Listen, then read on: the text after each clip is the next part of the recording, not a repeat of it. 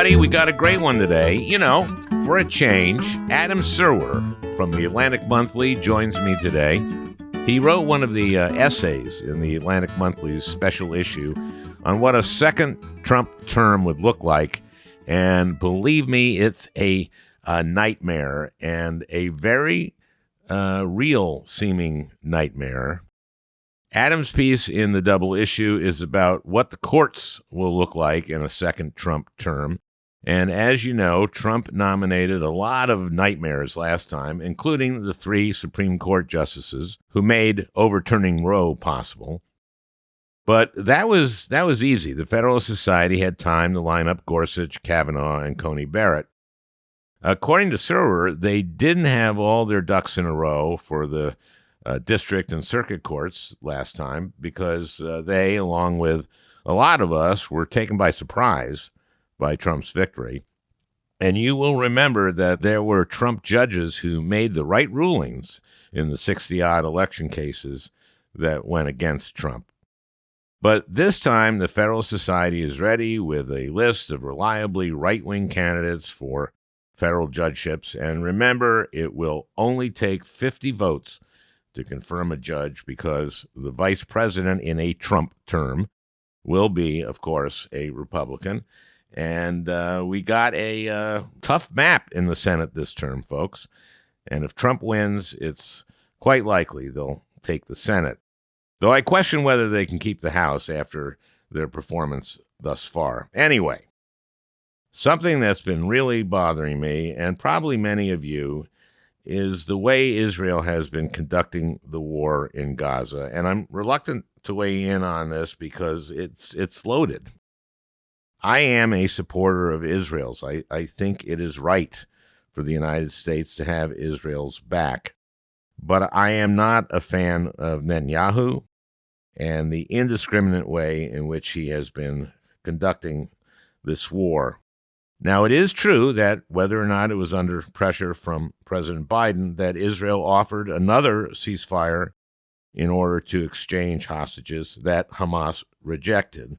But a few weeks ago, Netanyahu said that he is proud that he has prevented a 2-state solution because, he says, a Palestinian state would be like Gaza has been under Hamas. And there's a number of answers to that. First of all, it has been Netanyahu who has played the Palestinian Authority against Gaza. It has been Netanyahu who has done everything to foster hatred for and rebellion against Israel in the West Bank and in the Palestinian Authority by standing by while radical right-wing settlers and police kill Palestinians. It was under Netanyahu that Israel completely let its guard down, and that was in the wake of mass protests against his attempt to undermine the authority of Israel's judiciary. And that is coming to a head. And yes, Hamas embeds itself within the populace in Gaza.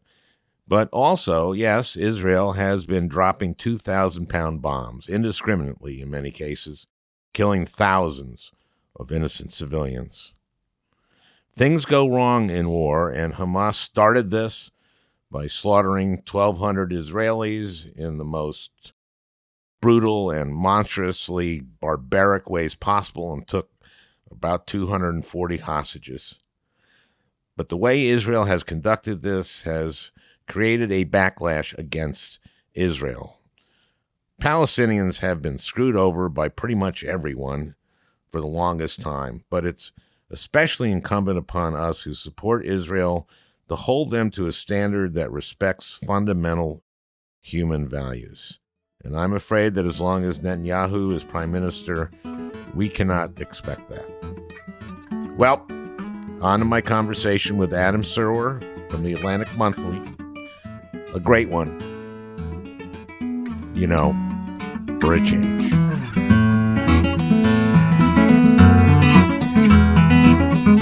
Last time we talked about your book, The Cruelty is the Point, and I enjoyed that a lot. And so thanks for coming back. It's great to be back. Okay, now one premise of the whole Atlantic monthly issue on Trump and the danger of having a second Trump administration. One premise of the whole issue is that he will better understand how things work and what he can do. And that is the premise of your piece in it, the AMAG Judiciary, right? Yeah, I mean, I think that I will make maybe one distinction here, which is that it's not so much that he understands; it's that there will be a entire conservative movement of people who understand how to better get what he wants this time, and that includes the Federalist Society, which obviously are very cognizant of the way that their influence on the federal judiciary has shaped American law and want to continue that trend. You know, if Trump is elected, they're going to be ready. They're going to have lists of people that they want appointed to the federal bench. And when you look at the Trump era appointees, you know, not all of them are lawless trolls. They didn't quite have it all together the first time. Right. Is what you write. Because in some ways, you know, that, I mean, we forget about this, but that win was somewhat unexpected. I mean, it was, you know, there were people who were warning that it was possible, but there was a lot of complacency in terms of polling underestimated Trump support, particularly in key states. And so it's not that it was entirely a surprise, but they were not ready in the way that they are ready now. Yep. It's the Federalist Society when it comes to judges, and the Heritage Foundation when we're talking about the rest of the administration. Let me quote from your article. I'm quoting someone who follows the courts closely. They didn't have all the chess pieces completely lined up to get right-wing ideologues in every open seat, but now we do.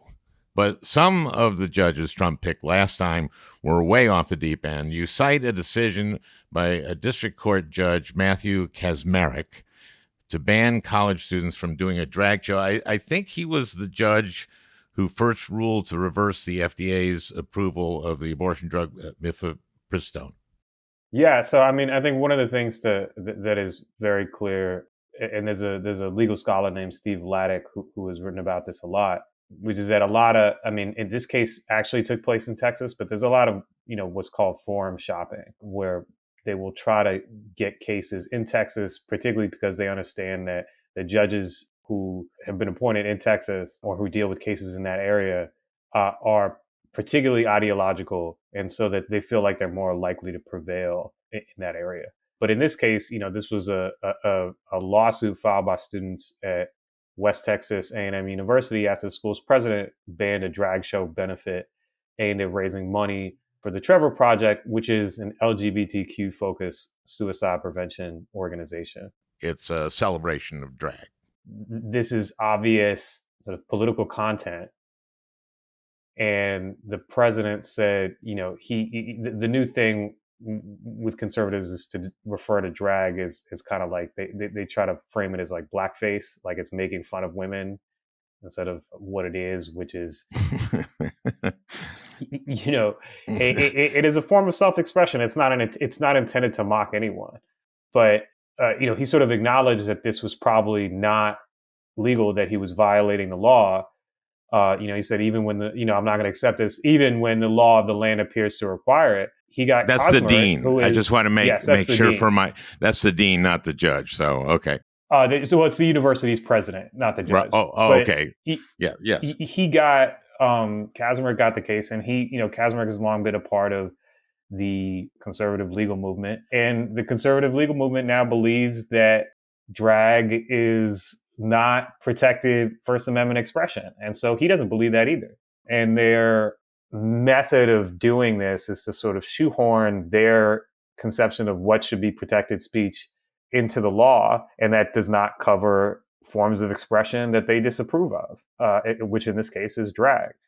And the way that they justify that is by reaching the history and finding some sort of historical rationale for why their very contemporary grievance is actually the position that the founders would have taken had they been alive today.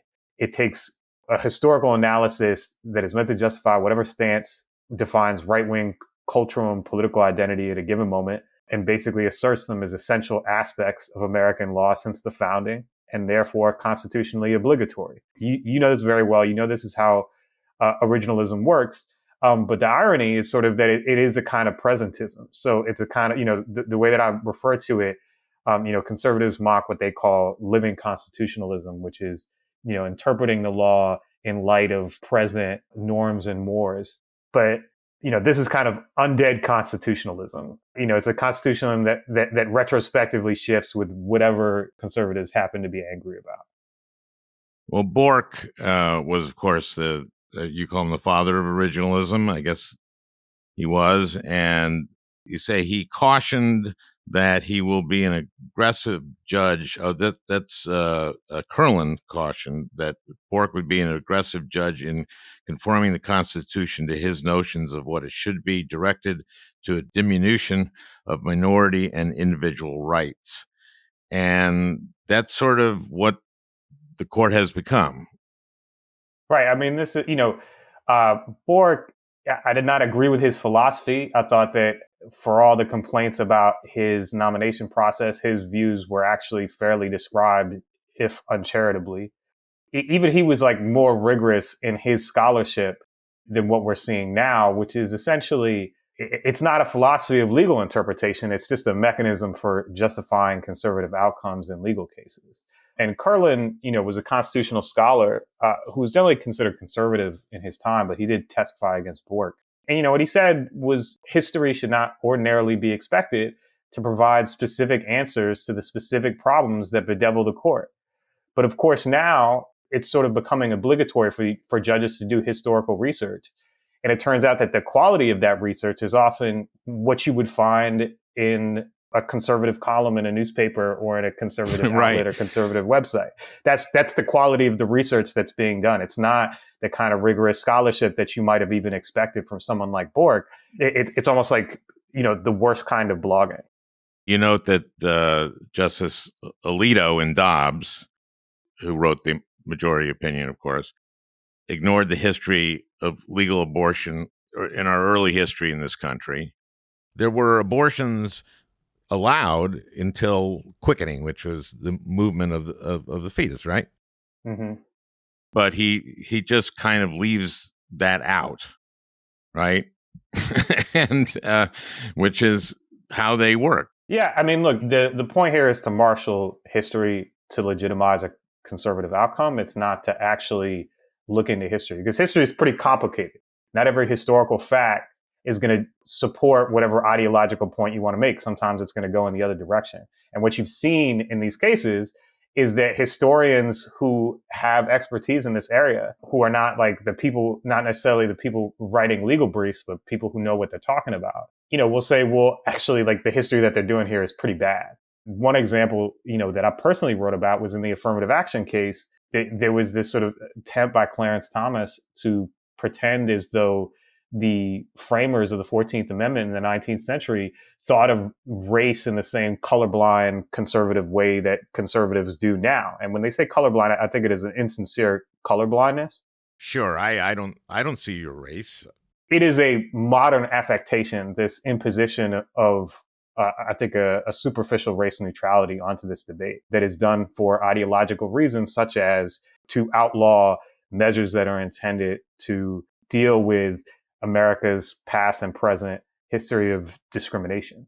When you talk about Melissa Murray talking about the founding fathers, how they really weren't taking into consideration women's rights at the time. There were no women making these laws. And so, her Right. point is when you are making judgments based on women's freedoms, but you are doing it based on arguments made when there were literally no women in the room. It is a very convenient ideological approach to law because it means you can just impose the status quo ante on, no matter how far into the past that was, onto the present as you interpret it. Again, like when the history does not go the way that they want it to go, when it does not meet their contemporary standards of ideological standards of what they want to achieve, they simply ignore it. One last thing I want to talk about with your article, which I thought was really interesting is you write, the results of the federal judiciary are apparent as right-wing appeals courts turn, quote, fringe ideas into law at a breakneck pace, as the legal reporter Chris Geidner has put it. Chris Geidner.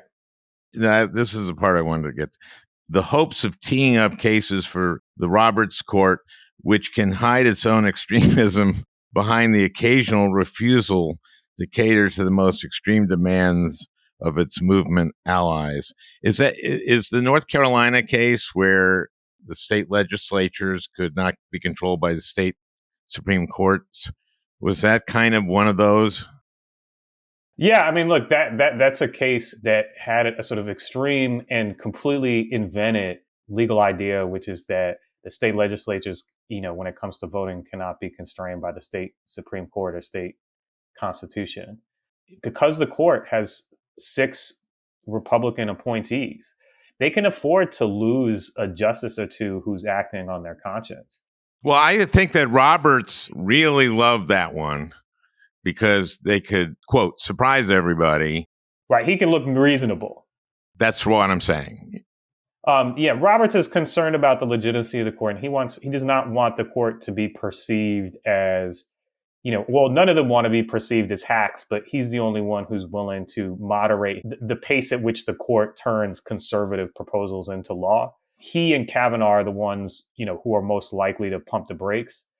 But the fact is, conservative organizations have this expectation that they're going to win every single case they get into that court because there are 6 Republican appointees. And when that doesn't happen, even, when it's an extreme case, when the court refuses to turn some completely baseless legal theory into law, the court can turn that into a PR victory by saying, see, we're not just a bunch of hacks, but right. The request in the first place is unreasonable. And I highly recommend, Chris Geidner, he writes a Substack on legal affairs, and I really highly recommend to your listeners to read it if you want to keep up with what's happening. But he made this point that these conservative organizations tee up these bizarre cases, and then when the Supreme Court responds to them as the sort of lawless proposals that they are, they then get to pretend that they're much more moderate than they in fact are. This is a very right-wing court. So let's go to the Atlantic issue writ large, the Atlantic Monthly, which you write for and which so many great writers write for, and many of whom, or a number of whom, have been my guests on this podcast. David Frum talks about all of this is really all about what Trump will do in a second term. Basically, it is that he now knows so much more than he knew in the first term. The people to choose from in his administration has diminished in terms of respectable people. I think people who believe in American democracy see the problem is, this is a guy who tried to literally overthrow constitutional government last time he was in power. And we see that as the problem. But for most of the conservative movement, the problem is that Trump had too many disloyal people who are not willing to carry out his orders in such a way as to make that happen. They would have been happy with an outcome in which Trump stayed in power despite being voted out. And they have been sort of hardened or negatively polarized by the past few years and sort of rationalized what happened on January 6th and convinced themselves that in a way that only, I think, a segment of the conservative movement had the first time he was elected, they are actually saving America by installing this guy in power and making sure that he can use the power of the government in undemocratic and authoritarian ways. And so the people who sign up for this time are not going to have as many pesky pangs of conscience about what they're doing because they are going into the administration to do that. They know what they are signing up for now, and they're signing up for it willingly. Including using a number of articles cite this, that using the Insurrection Act, to use the military to put down anything. I mean, the specific Insurrection Act context, this was if Trump illegally seized power one of his attorneys said, well, that's what the Insurrection Act is for. In other words, he was going to turn the U.S. military on American citizens for protesting in defense of democracy. And that's a really crazy thing. It's a really scary thing. You would assume that is, the moderate center of the incoming, if there is a second Trump administration, the moderate center is the guys who want to turn the U.S. military on their own people. This is pointed out in a couple of the pieces that as of this summer, just 4 of 44 of his cabinet secretaries had endorsed his current bid. So that means that 40 of them haven't. And that's a very telling fact. Well, they all know, the people who are closest to him are aware he's unfit to wield power. And to the extent, even the people who are loyal to him know this, they just like that about him. Including Stephen Miller, I would assume, will get some post. One of the questions that comes up in a number of these is what happens when Trump has people who aren't confirmable, like a Stephen Miller, for example. Is he unconfirmable? I think so. If the Senate goes Republican by, say, 1 or 2 seats or so, and they get rid of the filibuster, I guess they could maybe do that. But I don't think Stephen Miller would be confirmable. I honestly don't know the answer to the question. I mean, I think it depends on the extent. I mean, if Trump wins, depends on the size of the victory, the amount of power his coalition holds in Congress, and the mood of the country. There's a lot of different factors that go into this. But what's clear is that he is primed for vengeance, and the people that are surrounding him are primed for vengeance, and they want to inflict suffering on the people they see as responsible for what they see as the decline of the country. And they are going to use the power of the state to do that. And even if you can't get someone like that confirmed in an official way, these are the kinds of people who are going to be running the show anyway. Well, you don't have to confirm the chief of staff, right? Right. White House chief of staff could be Stephen Miller's role. I mean, you wrote the cruelty is the point, and Stephen Miller was really kind of at the center of the cruelty on immigration, right?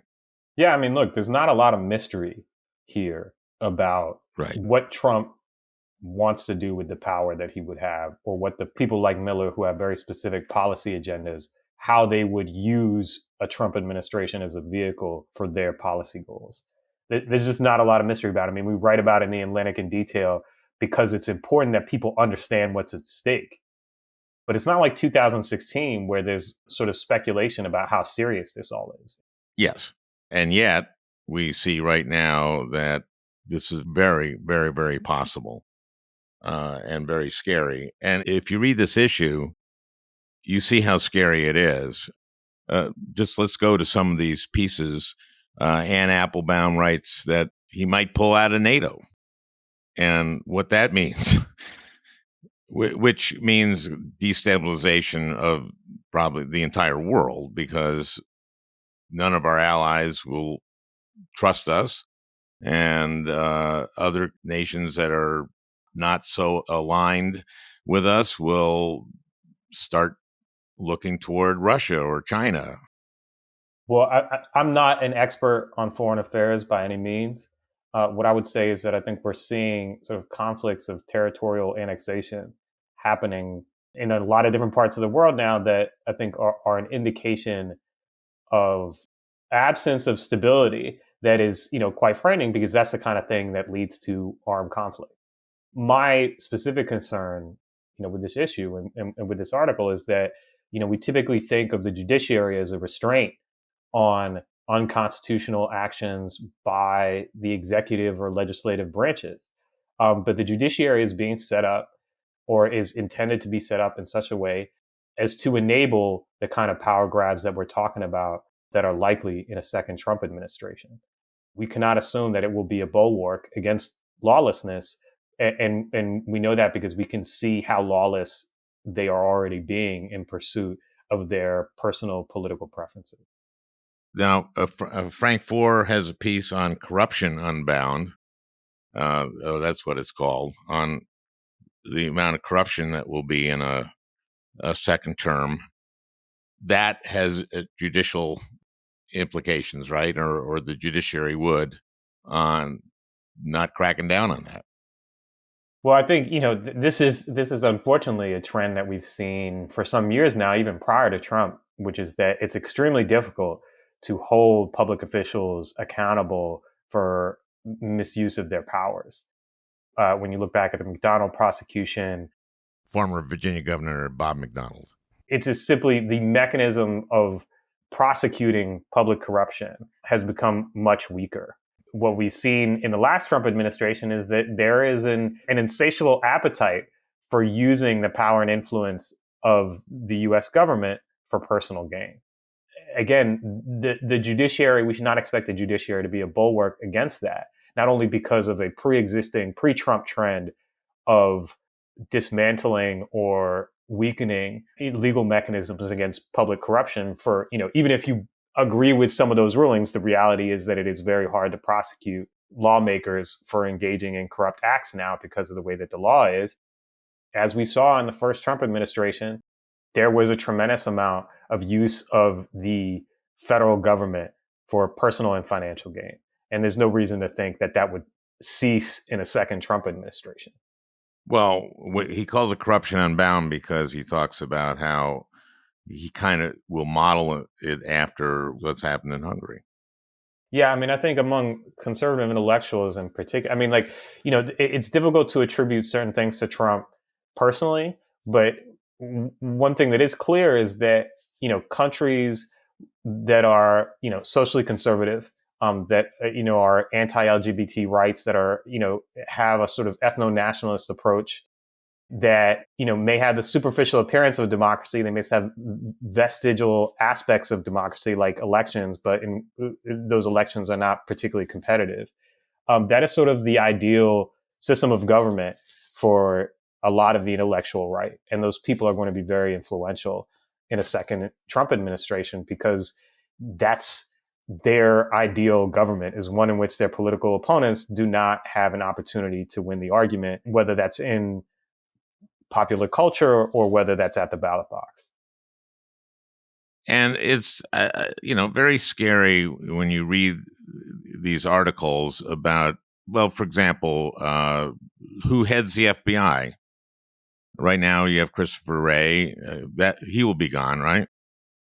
I mean, Trump's position is that the FBI should be his personal goon squad, and Yep. Wray has not allowed himself to be used politically in so crude a fashion thus far. You have to assume that he would not be a satisfactory head of the FBI under Trump. Again, there's this question of confirmation.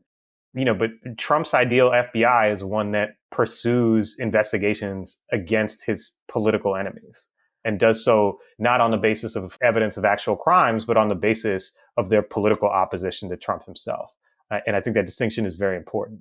And he has said that he would use the Justice Department to go after his enemies, right? That's right. He has said that. So we should believe him. That's right. And the people around Trump tend not to do this, but he is sort of wry about his proclamations of what he wants to do with his power. Now, he's serious, but he's sort of playful and coy about it. Well, he says, I'll be dictator for a day, and then that was a joke, but it wasn't a joke. I mean, and liberals, you're taking everything so seriously. He's just kidding around, come on, give me a break. Why do you guys have to be so serious? And of course he does mean it. And you can tell he means it because the people around him don't have that sense of humor. They all talk like, comic book supervillains. And so they don't have any of that sort of wry irony or sarcasm because they don't have a sense of those things. And so he puts a sort of false irony on it. That people can use to rationalize their support for him, that I think some of his underlings are simply not capable of. He has sort of a feral genius. I think I stole that from Axelrod. He has kind of a feral genius to signal things but have it ambiguous enough that some people go like, "Oh, he was." Yeah. Yeah, he can say he didn't mean it. He's a troll, and he's good at it. Let's talk about what he will do at on immigration, since you wrote about that in The Cruelty is the Point. I'm sorry, I don't remember who wrote this one, but it said that he'll probably end up ending birthright citizenship. Yeah. So, I mean, birthright citizenship, obviously, it's in the Constitution. It's the 14th Amendment. It's one of the best things that the Republican Party ever did was create an amendment that says we have equality under the law. But the people who would staff Trump's administration, who support Trump, if you look back there was a former conservative activist who released her conversations with Stephen Miller, her private conversations with him, and that revealed a sort of important aspect of the framing of their feelings about immigration policy, which was that the Immigration Act during the Johnson administration, which removed racially defined restrictions on who could immigrate to the United States, destroyed the country by allowing people who are not white to no longer have limitations on who could come here. And so they see racial diversity as the death knell for the country. And you can see this, the other day at the Republican debate, one of the candidates started talking about how great replacement theory, which is a white supremacist conspiracy theory, is Right. real, it's policy. And it doesn't make sense. Just, in a basic way, it does not make sense because as a plot, because there are plenty of people of color who have conservative views who if you fled Vietnam because of the war in Vietnam, you're not going to have like warm and fuzzy views towards communism. And that's true of, Jewish immigrants from the Soviet Union. It's true of a lot of immigrants from Latin America. It is simply not the case that if you are non-white, you are a liberal. This is sort of the framing that is put on it in order to justify racial discrimination against particular immigrant groups. But it certainly, that appeals to Christian nationalists. It appeals to a lot of Trump voters. It just does. I think the issue with immigration is that there are a lot of people who are not necessarily Trump voters, who are not necessarily all that conservative, really, who respond negatively to the amount of immigration that we're seeing at the border. They are mistaken in believing that you can simply deal with that by putting more guns and fences at the border. It's a little bit like crime. You know how people think crime is like far worse than it is because of media coverage? A lot of people, we primarily experience immigration as an issue through negative media coverage. So it's not really surprising that people have fairly, Americans in general have pretty conservative views on immigration. The problem is that those concerns then get weaponized into an agenda that is rooted in a belief that America is a white Christian country and other people really shouldn't be allowed to be here. And to the extent that they are, immigration policy should be guided by maintaining a demographic majority of white Christians at all costs. All costs includes, policies that are deliberately cruel towards people who are simply trying to come to the United States for a better life and who would be wonderful contributors to our economy and society.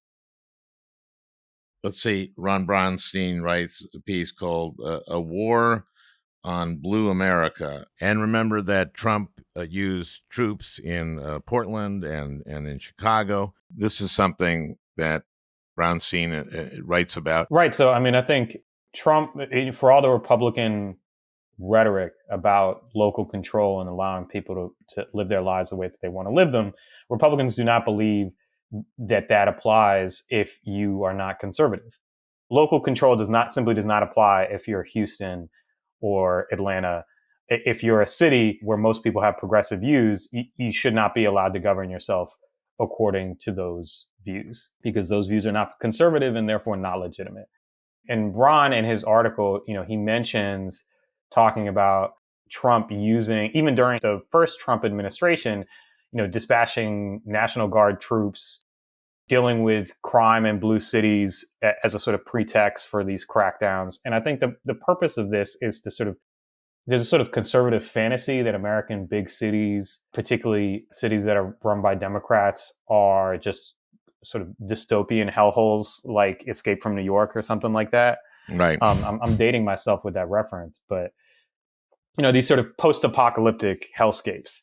Right. And what deploying, uniformed, armed agents of the state to those places does is, even if there's nothing there for them to do, what it does is increase the sense of chaos and instability that allows, someone in office to try and seize more power. It's a kind of kayfabe, to use a wrestling term. It's a means. It's What a is sort that of fake term? thing that kayfabe. Before in wrestling, these guys all sort of, it's fake, but they all sort of pretend to hate each other. Oh, yes. And in this case, they're sort of pretending that American cities are dystopian hellscapes and sending uniformed armed agents of the state in there to sort of stabilize things gives a sense of chaos that says, well, someone needs to take control, someone needs to impose order, and therefore justifies repressive actions by those in authority.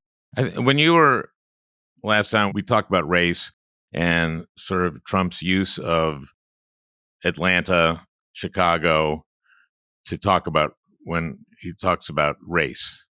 In other words, signaling to his voters that he's talking about race. Yeah, I mean, look, it's very clear that Trumpism has a very specific view of America. It is one in which only certain people are really American.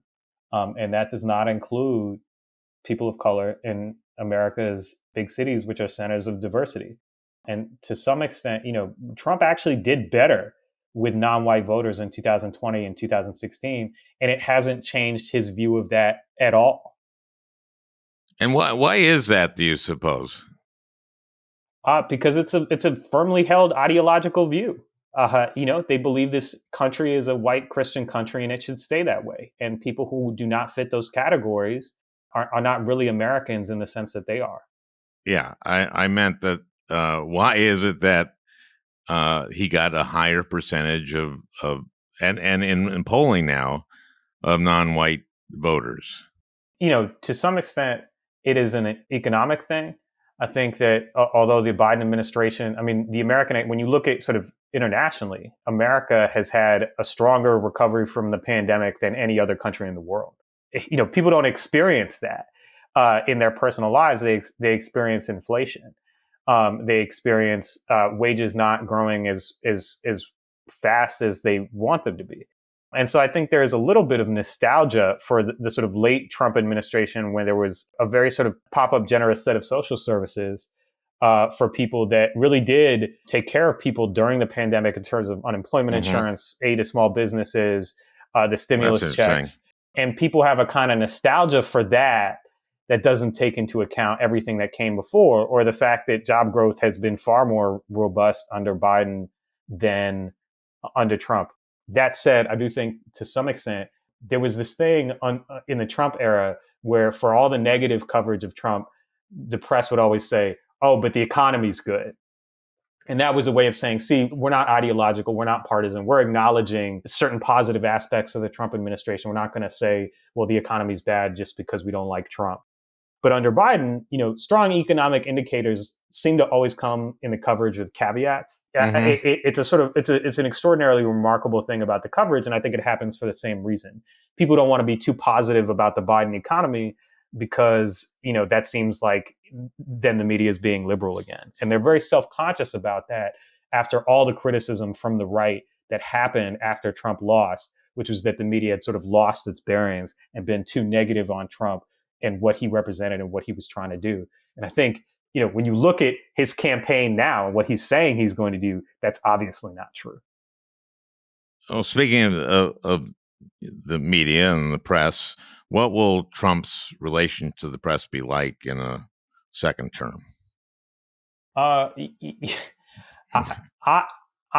am not sure. I thought the press was overly deferential to Trump in his first term. I think that power has a way of conditioning people to submit to it. We'll see what happens. That's all I'll say. But I do not think that the American media, contrary to conservative complaints, it was not the resistance during the Trump administration, and it won't be during a second one. It's simply not the way the media operates, notwithstanding the Fox News view of the world that wishes that were the case. Well, Adam, thank you so much for joining me, and I just want to tell everyone to read this issue, and we'll talk to you again sometime soon. Okay. Thank you so much for having me. You bet. Well, I hope you enjoyed listening. That beautiful music is by Leo Kottke, the great Leo Kottke. I want to thank Peter Ogburn for producing this podcast. We'll talk again next week.